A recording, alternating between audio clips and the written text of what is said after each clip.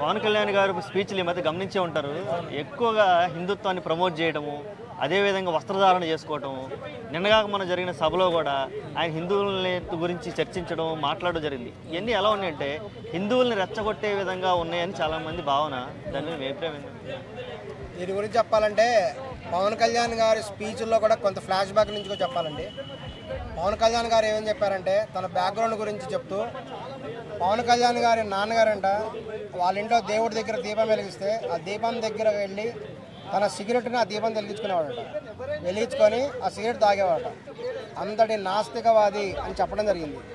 తర్వాత కాలంలో కూడా ఆయన క్రమంగా కూడా తన నాస్తికవాదం ఎందుకని తగ్గింది, మేము క్రమంగా కూడా వాళ్ళు శ్రీరామ మంత్రం కూడా జపంలోకి దిగామని కూడా పవన్ కళ్యాణ్ గారు చెప్పడం జరిగింది. ఈయన కూడా జాగ్రత్త కూడా గమనించినట్లయితే ఆయన ఇప్పుడు ప్రజెంట్ సనాతన ధర్మం సైడ్ వెళ్తున్నారు. ఆయన యొక్క ప్రవర్తన అంతా కూడా చూసినట్టయితే మొదటి నుంచి కూడా ఈవెన్ రీసెంట్గా కేఏ పాల్ గారు కూడా ఆయన విమర్శించారు.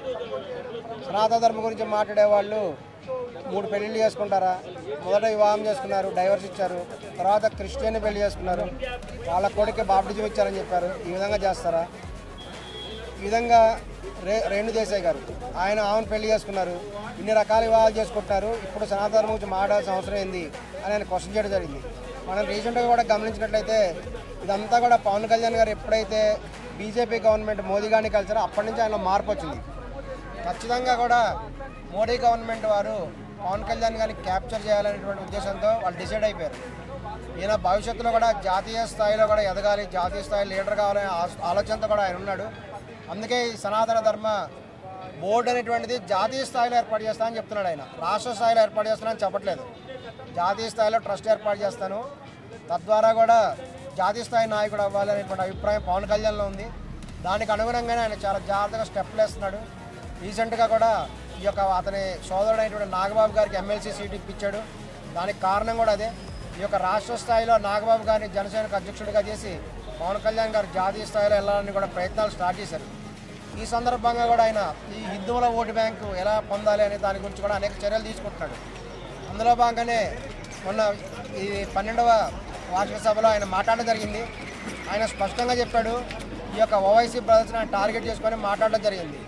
ఇదివరకు ఓవైసీ బ్రదర్స్లో వాళ్ళ తమ్ముడైనటువంటి అక్బరుద్దీన్ ఓవైసీ స్పష్టంగా చెప్పాడు, 15 నిమిషాలు కనుక టైం ఇస్తే పోలీసులు కనుక సైలెంట్గా ఉంటే తాము హిందువుల్ని ఓర్చుకోవాల్సి వస్తామని చెప్పడం జరిగింది. దీని గురించి మేము కూడా కొన్ని హిందూ సంఘాల్లో ఉన్నాం. హిందూ సంఘాల ద్వారా మేము రీసెర్చ్ చేసినాం వాస్తవంగా జరుగుతుందని. అదంతా జరగదు. వాస్తవానికి ఎందుకు జరగదంటే ఇప్పుడున్నటువంటి దేవాలయ వ్యవస్థ కానీ సనాతన ధర్మ వ్యవస్థ కానీ ఒక దేవాలయ వ్యవస్థ ద్వారా అనేక మంది కూడా ఉపాధి పొందుతారు. ఇది వాస్తవం. ఏ విధంగానంటే ఒక దేవాలయం ఉంది, దేవాలయంలో ఉపయోగించేటువంటి పుష్పాలన్నీ కూడా చాలామంది ముస్లిమ్స్ కూడా అమ్ముతున్నారు. పుష్పాలమ్మే బిజినెస్లో, తర్వాత పళ్ళు, కొబ్బరికాయలు మొదలైనటువంటివి, తర్వాత ఈ యొక్క అగరబత్తులు, ఇటువంటి బిజినెస్ అన్నింటిలో కూడా ముస్లిమ్స్ ఉన్నారు. ఒక శివరాత్రి వచ్చిందంటే చాలామంది ముస్లిమ్స్ కూడా ఆర్థికంగా లాభపడుతున్నారు. ఈ యొక్క అనేక మంది హిందూ కులాల వాళ్ళతో పాటు ముస్లిం మతస్థులు కూడా చాలా లాభపడుతున్నారు అనేది వాస్తవం. వాళ్ళకు కూడా హిందూ పండుగల ద్వారా, ఒక హోమముల ద్వారా అనేక రకాల బిజినెస్ డెవలప్ అయ్యి వాళ్ళు కూడా బలపడుతున్నారు. కాబట్టి ఈ రోజుల్లో ఇక్కడ ఉండేటువంటి ముస్లిమ్స్ అందరూ కూడా చాలామంది కూడా హిందూ సనాతన ధర్మాన్ని సపోర్ట్ చేస్తున్నాడు అనేటువంటిది కూడా వాస్తవం. ఈ విషయం గమనించాలి. ఈవెన్ అక్బరుద్దీన్ ఓవైసీ గారు చాలా జాగ్రత్తగా గమనించినట్టయితే ఆయన ఒక షియా ముస్లిం. ఈ షియా ముస్లిం, సున్నీ ముస్లిం అనేటువంటి తేడా కూడా ముస్లిమ్స్లో ఉంది. వాళ్ళు ఆ విషయం కూడా మర్చిపోయారు. ఈ మధ్య నార్త్ ఇండియాకు కూడా ఆయన వెళ్ళి ఈ యొక్క ప్రచారం చేసినప్పుడు అక్కడ సున్నీ ముస్లిమ్స్ ఉంటారు. సున్నీ ముస్లిమ్స్ వాళ్ళు అక్బరుద్దీన్ ఓవైసీ గారిని కూడా వాళ్ళ మీద కాల్పులు కూడా జరిపి ఎరకపమ్మడం జరిగింది. ఈ విధంగా కూడా ఉన్నటువంటి పరిస్థితులలో ఈ యొక్క పవన్ కళ్యాణ్ గారు కూడా ఈ యొక్క హిందూ ఓట్లని పొందాలి అనేటువంటి ఉద్దేశంతో ఈ యొక్క కాన్సన్ట్రేట్ చేశారు. దాని ఉద్దేశం ముస్లిం ఓటర్ని వెనక్కి చేయడం కాదు. చాలామంది ముస్లిమ్స్ కూడా హిందూ మతాన్ని సపోర్ట్ చేసే వాళ్ళు ఉన్నారు. ఎందుకంటే ఆర్థికంగా లాభం వాళ్ళు కూడా పొందుతున్నారు కాబట్టి ఎవరో కొంతమంది నాయకులు మాట్లాడిన మాట ఇప్పుడు మాట్లాడటం కూడా వృధా. ఎందుకంటే వాళ్ళు ఆ స్థాయిలో ఏం చేయలేరు, గెలుపొందలేరు కూడా.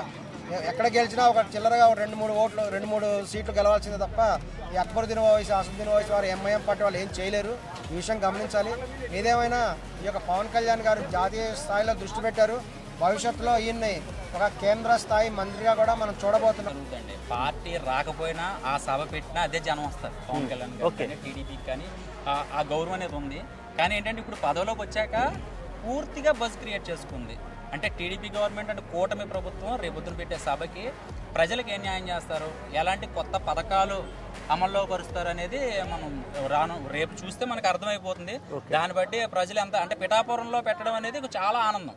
పిఠాపురం ప్రజలు నిరుత్సాహపడకుండా అరే మన పార్టీ మన ఊరుని నమ్ముకుని మనం గెలిపించాము, మనకి మంచి గౌరవం ఇచ్చాడ్రా, పిఠాపురం అనేది మంచి గౌరవం తీసుకొచ్చిన పవన్ కళ్యాణ్ గారికి నిజంగా వాళ్ళు ఎప్పుడు కూడా ఆనందంగానే ఉంటారు. వాళ్ళు కొత్త ఓటర్ల కోసం మరి ఎటువంటి సూచనలతోటి ఎటువంటి సలహాలతో వస్తుంది జనసేన పార్టీ? ఎవరినైనా నమ్మచ్చు కానండి, రాజకీయ నాయకుడిని ఓటర్లే నమ్మడానికి లేదు ఫస్ట్. ఎందుకంటే ఓట్లు ఎంచుకున్నాక రాజకీయ నాయకుడు మారిపోతాడు, ఓట్లు వేసాక ప్రజలు మారిపోతారు. సో ఇక్కడ బ్రాండెడ్ అనేది ఏం లేదు. ఇక్కడ ఒక బ్రాండ్ వీడి ఈ పార్టీకి అనే బ్రాండ్ ఏం లేదు. సో ఆ టైంకి అది కొత్త గోదావరి పాత గోదావరి లాగా ఆ టైంకి చేంజ్ అయిపోతాం. నేనైనా చేంజ్ అయిపోతాను. నాకు ఇంటికల్లా ఓనర్ ఇబ్బంది పెడుతున్నాడు అనుకో ఇల్లు మారిపోతాను నేను. సో అట్లాగే పార్టీ వాళ్ళు ఏమైనా ఇబ్బంది ఉందనుకో వేరే పార్టీకి వేస్తాను రేపొద్దుట. సో దానికి మనకు 5 years ఇచ్చారు. అదే రోజుకు ఒక రాజకీయ నాయుడు అనుకుంటే రోజుకు మారుతూ ఉంటాడు అనమాట. ఓకే, పిఠాపురం నియోజకవర్గ ఓటర్లలో కొంచెం అసంతృప్తి కనిపిస్తుందని మాటలు వినబడుతున్నాయి, సోషల్ మీడియాలో కూడా చూస్తూ ఉన్నాం. దాన్ని మీరు ఎలా చూస్తారు?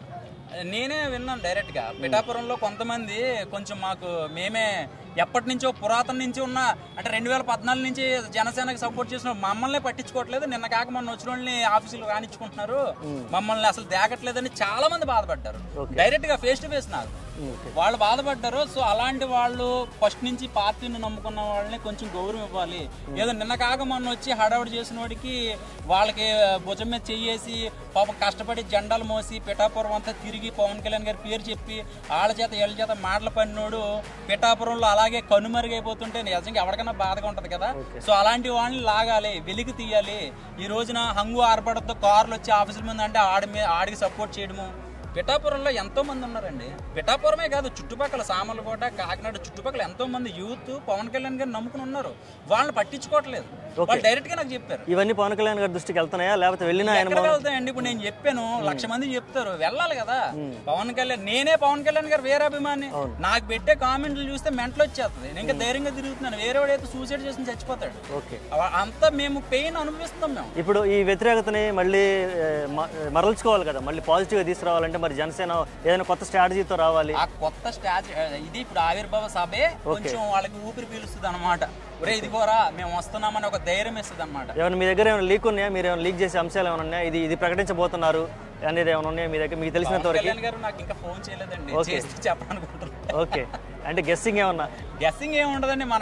మీరేం ఎక్స్పెక్ట్ చేస్తున్నారు? నేను పొలిటికల్ లీడర్ని కాదు, లేకపోతే దానికి సంబంధించిన వాడిని కాదు. ఒక అభిమానిగా మాట్లాడడం తప్పించి నిజంగా అలాంటి ఇది ఉంటే కనుక ఏమో అలా చేస్తున్నారేమో ఇలా చేస్తున్నారు అనేది ఒక ప్రోమో కట్ వదులుతాం. ఓకే, ఇలా చేస్తే బాగుంటుందని మీరు ఎక్స్పెక్ట్ చేసేది ఉన్నది ఒక పాయింట్ 2 పాయింట్స్ అని చెప్తారా? నేను ఒకటే చెప్తున్నానండి, శత్రువుల గుండెల్లో అలజడి అయితే మొదలైపోతుంది రేపటి నుంచి. ఆల్రెడీ బీపీలు షుగర్లు వచ్చి చచ్చిపోతాడని భయం అవుతుంది. కానీ ఇక నుంచి ఏంటనేది ఒక భయం. నిజంగా మీరు పాత వీడియోలు చూసుకుంటే అవన్నీ వింటుంటే మీరైతే చంపేస్తారు, నేనైనా చంపేస్తాను. అమ్మ బాబోయ్, అధికారంలోకి వచ్చాక అలా బిక్కుమంటూ ఆ పగలో ప్రతీకారాలు అరిచేతిలో పెట్టుకుని ప్రజల కోసం మనం వెళ్ళాలి, పగలో ప్రతీకారాల కోసం చేయకూడదని వాళ్ళ పార్టీని నమ్ముకుని లీగల్ ప్రొసీజర్లో వెళ్తున్నారు చూసారా, అది కరెక్ట్. ఓకే అండి, థ్యాంక్ యూ. అంతే కదా. ఓకే అయిపోవాలి.